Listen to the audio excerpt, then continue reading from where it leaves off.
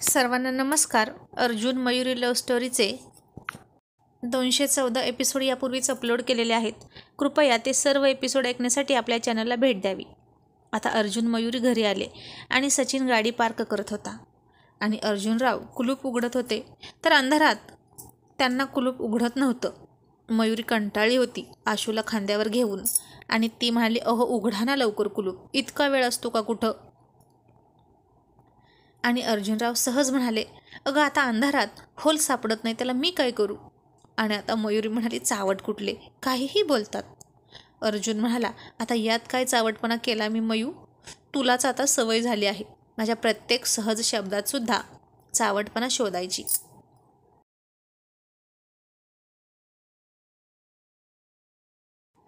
आणि मयुरी म्हणाली, आता अर्जुनराव तुमचा वाण नाही पण गुण सगळ्यांना लागला आहे आणि मी तर तुमची बायको आहे, अर्धांगिनी, धर्मपत्नी, तुमच्यासोबत 24 तास राहणारी.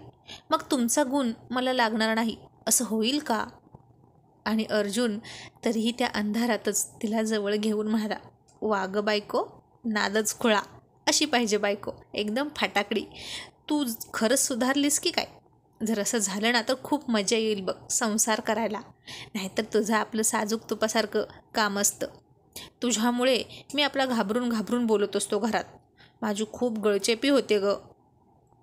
आणि मयुरी म्हणाली, तर तोंड बघितलं का, म्हणे गळचेपी होते, काय कमी बोलता हो तुम्ही? आणि आता आवराना पटकन. आणि अर्जुनराव म्हणाले, मयू खरंच अगं हे कुलपाचं होल सापडत नाही, बहुतेक उलटं झालेलं आहे.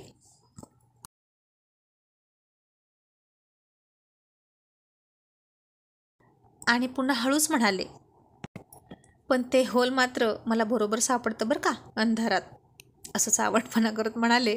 आणि मयुरीने त्याला एक फटका दिला. इतक्यात सचिन आला आणि त्यानं मोबाईलची टॉर्च लावली. आणि अर्जुनराव म्हणाले, आता कुठे दिसलं बाबा, हे काय उलटं झालं होतं बेनं, चावी आत जातच नव्हती. आणि आता सचिन म्हणाला, आणि यावर सुद्धा तू 2-3 जोक मारलेच असतील, हो की नाही अर्जुन? आणि अर्जुन म्हणाला, याला म्हणायचं सच्चा दोस्त, मित्राच्या अंगातल्या सगळ्या कळा माहीत असतात खऱ्या मित्राला. मग आता सगळे आत आले.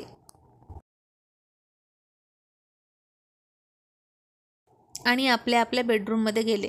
मयुरीने आशूला पाळण्यामध्ये टाकला आणि ती फ्रेश व्हायला निघाली. तसा स्वारींचा पुन्हा हटके रोमॅन्स सुरू झाला. त्याने तिला झटकन जवळ ओढून घेतली. आणि मयुरी म्हणाली, ओहो हळू, काय हे? आणि अर्जुनराव म्हणाले, दिसत नाही काय आहे ते? नवरा आहे ना का 5 फूट 9 इंच उंचीचा? ती म्हणाली, दिसला मला नवरा, पण मला आता फ्रेश व्हायचंय, बाजूला व्हा. आणि त्यानं तिच्या पदराची पिन काढली आणि म्हणाला, बायको तुला फ्रेशच करतोय. ती म्हणाली, आणि तुम्ही केव्हा फ्रेश होणार? अर्जुन म्हणाला, मला तू फ्रेश करायचं आणि मी तुला फ्रेश करणार. असं म्हणून त्यानं तिच्या गळ्यावर किस केला. ती शहारली आणि त्याची दाढी टोचली तिला. ती म्हणाली, अहो दाढी टोचली ना तुमची, का केली नाही?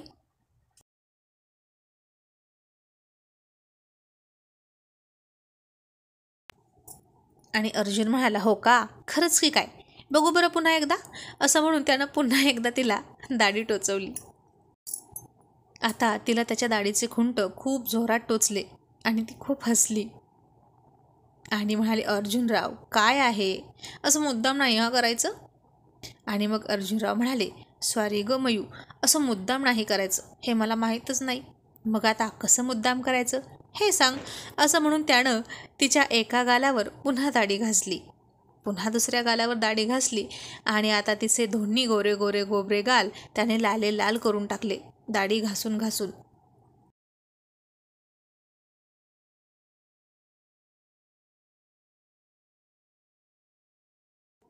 आणि तिने त्याला दूर ढकलला आणि कळवळून म्हणाली, बघा किती आगाग व्हायला लागली, जा तिकडे दुष्ट कुठले, किती मुद्दाम करावं माणसानं. तुम्ही जर असं केलं ना तर बघाच मी काय करेन. अर्जुन पुन्हा तिच्याजवळ आला आणि म्हणाला, काय करशील सांग ना, काय करशील? माहेरी जाशील की मला घटस्फोट देशील, का मला डायरेक्ट ढाब्यात पाठवशील? आणि ती म्हणाली, काहीही बोलता हां अर्जुनराव, यातलं मी काहीही करणार नाही. अर्जुन म्हणाला, मग यातलं जर काही करायचं नसेल तर मी सांगतो तेच करायचं. असं म्हणून त्यानं तिला समोरून कमरेत हात घालून खूप जवळ ओढून घेतली.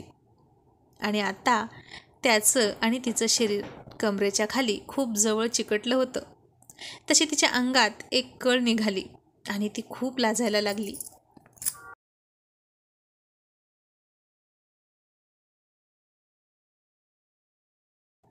अगदी नव्या नवरीसारखी. आणि ती त्याला छातीवर दाब देऊन दूर ढकलायला लागली आणि अर्जुननं तिचा हात पकडला. ती तिचा हात सोडवून घेण्याचा प्रयत्न करत होती, पण त्याच्या दणकट हाताच्या भक्कम पकडीत हात होता तिचा. आणि त्या प्रयत्नात होणारी तिच्या बांगड्यांची किणकिण खूप सुखद वाटत होती कानाला. आणि हीच रोमॅन्टिक मोमेंट गेली 2-3 महिने तो मिस करत होता. त्याला तिच्या हातात भरभरून बांगड्या आवडायच्या. त्यामुळे मयुरीच्या हातात कायम बांगड्या असायच्या आणि पायात घुंगराचं पैंजण ठरलेलं असायचं. मॉडर्नपणाच्या नावाखाली गड्यासारखे मोकळे हात घेऊन फिरणाऱ्या बायका त्याला आवडत नसायच्या. त्याला त्याची बायको कायम अशी भारदस्त दिसायला हवी होती. काठपदराची साडी, लांब सडक केस, हात भरून बांगड्या, पायात पैंजण, बोटांमध्ये जोडवी, कपाळाला टिकली आणि भांगामध्ये सिंदूर नाही तर लाल कुंकू. आणि अशी त्याची रॉयल कारभारीण त्याला आवडायची. त्याच्या भारदस्त आणि ॲट्रॅक्टिव्ह व्यक्तिमत्वाला शोभेल अशीच तो तिला ठेवायचा. जोडीनं दोघं फिरायला लागले की कोणाचीही नजर त्यांच्याकडे नक्कीच जायची. आणि वा, काय जोडा आहे ना, अगदी एकमेकांना अनुरूप, असे उद्गार पडायचे तोंडातून बाहेर बघणाऱ्यांच्या.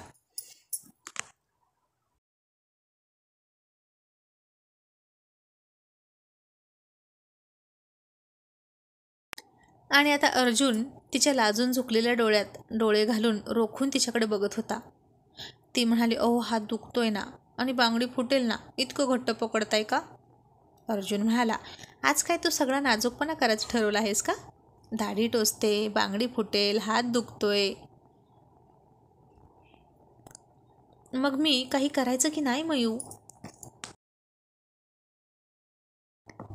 ती म्हणाली, मी कुठे म्हणाले की काही करायचं नाही, पण पटकन फ्रेश होऊन येते ना. अर्जुन म्हणाला, आणि अजिबात वेळ लावायचा नाहीस तू. रात्री खूपच घाई झाली ना, पण आज आता आशू झोपलाय आणि आता आपल्याला या जेलरपासून चोरून चोरून रोमॅन्स करावा लागेल. त्यामुळे पटकन फ्रेश होऊन ये. का मी येऊ तुला फ्रेश करायला? मयुरी म्हणाली, काही नको, तुम्ही तिथे आलात की मी बाहेर लवकर यायचीच नाही. आणि बोलता बोलता त्यानं तिची साडी काढली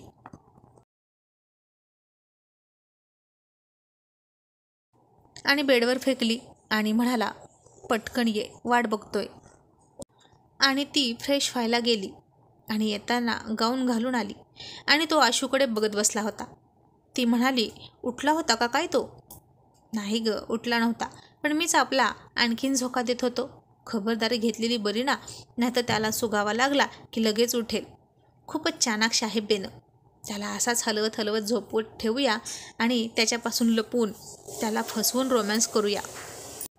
आणि मयुरी म्हणाली, आणि तरीही तो उठला तर काय कराल? तो म्हणाला, मग मी त्याला 90 पाजेल आणि मग बसू दे तिकडं दारूच्या नशेत झिंगत आणि स्वतःचीच बोटं चोखत बसेल. ती हसली आणि म्हणाली, काय हो तुम्ही पण, त्या मुलाला तरी सोडा.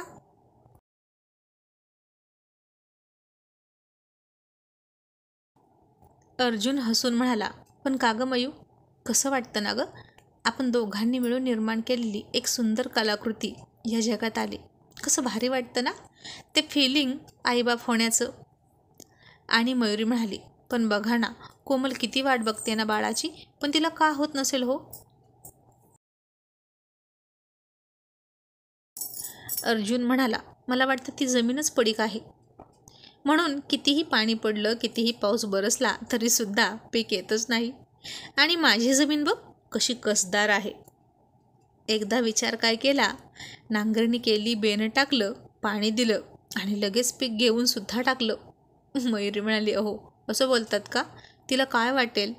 आणि आता त्यात तिचा काय दोष? अर्जुन म्हणाला, दोष कुणाचा आहे हे मला माहीत नाही, आणि त्यांनी डॉक्टरांकडे जाऊन तो चेक केला पाहिजे की नाही. आणि जर दोष तिच्यात असेल तर डॉक्टरही हेच सांगतील जे मी सांगितलं.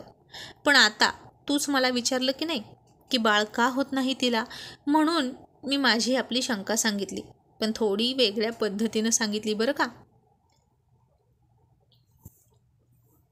बायको, आता माझी भाषा तर तुला माहीतच आहे.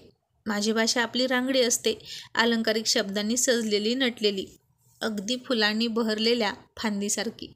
आणि तुझ्या बहिणीला बोललो म्हणून राग आला असेल तर माफ कर. मयुरी गाल फुगवून म्हणाली, तिला बोललात म्हणून नाही राग आला, पण मला राग आलाय तो दुसऱ्याच गोष्टीचा.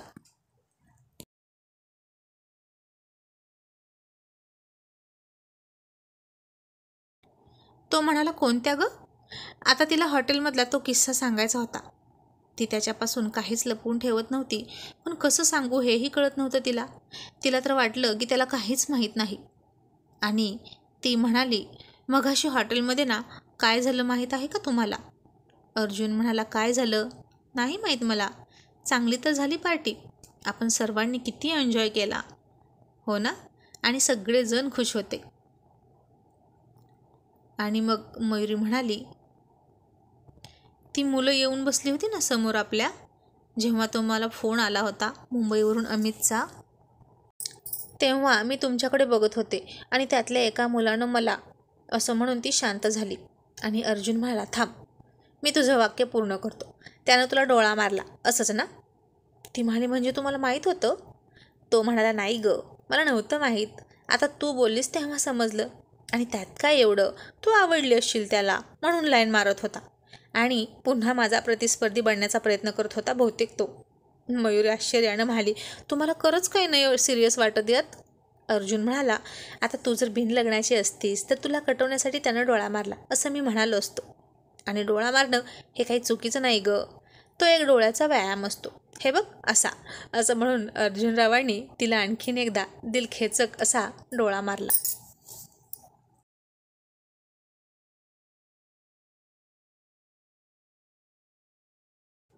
आणि म्हणाला, या व्यायामानं ना मयू डोळे अजिबात येत नाहीत आणि कधीच चष्मासुद्धा लागत नाही. आणि ती हसायला लागली. आणि आता अर्जुनरावांनी तिचा हा सिरियस मॅटर खूपच हलका फुलका करून टाकला, म्हणजे पुन्हा कधीच तिच्याही आठवण आली की जिव्हारी लागणार नाही म्हणून. आणि आता ती त्याच्या मिठीत शिरून त्याच्या उघड्या छातीवर बोटाने रेषा मारत म्हणाली, मला तर वाटलं होतं अर्जुनराव की तुम्ही खूप चिडाल. आणि तुम्ही असं म्हणून पुन्हा गप्प बसली. आणि अर्जुन म्हणाला, आणि मग मी त्याचा डोळा फोडीन, त्याचे दात पाडेल, त्याला बेल्टनं मारेल, त्याची पॅन्ट काढून घेईन आणि त्याला जन्माची अद्दल घडवेल. असंच वाटलं होतं ना तुला?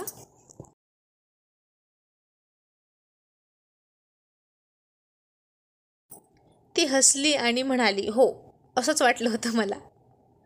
पण तुम्ही तुमच्या हटके स्टाईलने त्याला धडा शिकवाल. पण आताही तुम्ही मला असं बोललात आणि एक वेगळीच हटके स्टाईल तुम्ही मला दाखवून दिली. तसे तुम्ही इतके वात्रट आहात की डोळा मारणं आणि पाऊट करणं ही गोष्ट तुमच्यासाठी मच्छरसारखी आहे.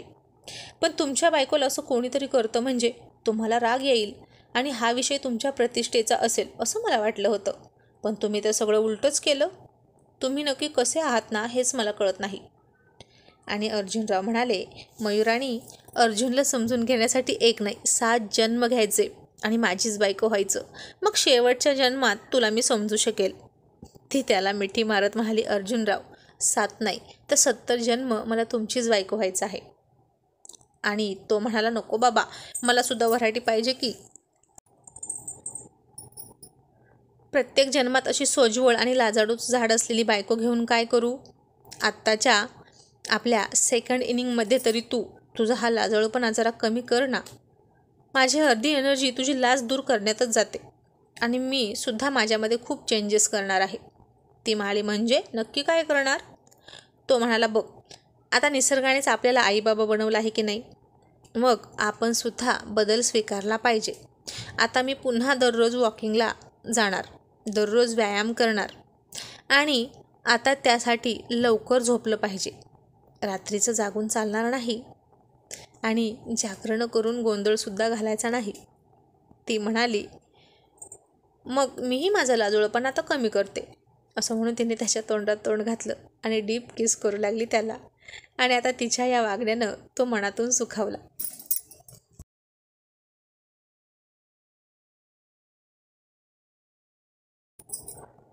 आणि गालात हसायला लागला. आणि आता अर्जुनराव पुन्हा तिला खूप कुस करू लागले. त्याचे जादूचे हात तिच्या सगळ्या अंगावर फिरत होते. आणि पुन्हा त्यानं तिच्यावर बिनबादल तुफान जोरदार बरसात केली आणि शांत तृप्त होऊन तसंच तिला कुशीत घेऊन बसले होते अर्जुनराव. आता तिला झोप येत नव्हती. ती त्याच्या खोड्या करत होती. उगीच त्याचा कान चावायची, छातीवर लव बाईट करायची. तो म्हणाला, मयू झोपूया का आता? मला उद्या लवकर निघावं लागणार आहे मुंबईसाठी. ती म्हणाली, काही झालंय का? तुम्ही खूप टेन्शनमध्ये होता. तो म्हणाला, हो झाले. शर्मिष्ठाच्या नवऱ्यानं थोडा घोळ घातलाय कंपनीत. आणि मयुरी म्हणाली, वाटलंच होतं मला. देवसुद्धा जशास तशा माणसाची कशी घाट घालून देतो काय माहीत. ती शर्मिष्ठा तर तशी होतीच, पण तिचा नवराही तसाच निघाला. अर्जुन म्हणाला, बघू तरी, जातोय ना उद्या? नक्की मॅटर काय आहे ते तिथं गेल्यावरच कळेल. आणि मग ती नेहमीच्या काळजीच्या सुरात म्हणाली, अहो, आणि उद्या कसे जाणार आहात मुंबईला? आणि अर्जुनराव सहज म्हणाले, बघू, हेलिकॉप्टर मागवलं आहे. जर वेळेत आलं तर ठीक, आणि नाही आलं तर चालतच जाईन म्हणतो. आणि ती खूप हसली आणि म्हणाली, बघा, 2 फॅक्टऱ्यांचे मालक. खाईन तर तुपाशी, नाहीतर उपाशी. जाईन तर डायरेक्ट हायवेतून, नाहीतर जमिनीवरून सरपटत, हो ना? तो म्हणाला, आता तुला माहीत आहे ना आपली गाडी आहे. मी नेहमी गाडीने जातो, तरीही विचारतेस? ती म्हणाली, कसले दुष्ट आहात हो तुम्ही अर्जुनराव. माझी समजूत काढण्यासाठी तरी खोटं खोटं बोलत जा ना तुम्ही. तो म्हणाला, तुझी समजूत काढायला आता तू लहान नाहीस मयुराणी. एका बाळाची आई झालीस की आता.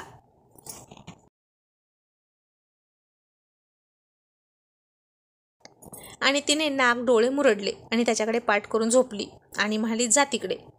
आणि आता ही तर अर्जुनरावांची आवडती पोच. शाब्बास, अशी बायको पाहिजे, असं म्हणून त्यानं लगेच एक पाय तिच्या अंगावर टाकला कमरेपासून खाली आणि एक हात तिच्या छातीवर टाकला आणि घट्ट दाबून झोपला. तिनं त्याच्या पोटात कोपर मारायचा प्रयत्न केला, पण अशक्य, कारण त्यानं तिला इंचभर हालायला सुद्धा जागा ठेवली नव्हती. आणि आता दोघेही झोपले. आणि आता इकडे बाकी रॉयल बॉयची अशी अवस्था होती. अभिमितू झोपले होते.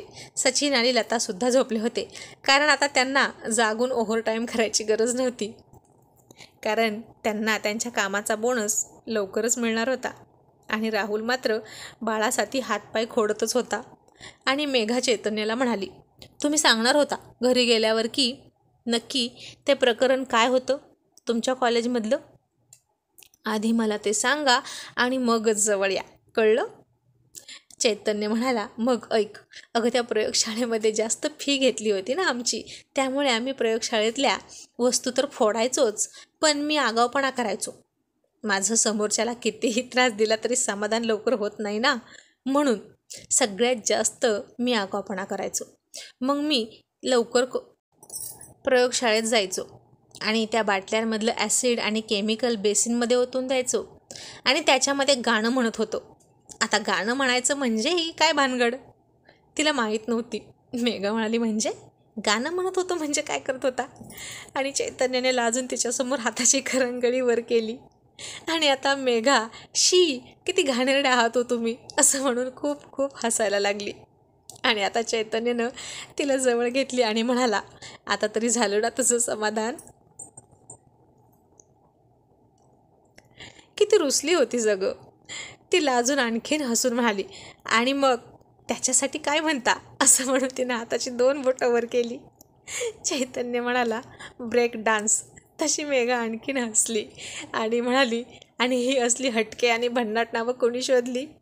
आणि चैतन्य म्हणाला, दुसरं कोण असणार, आपले हटके अर्जुनराव.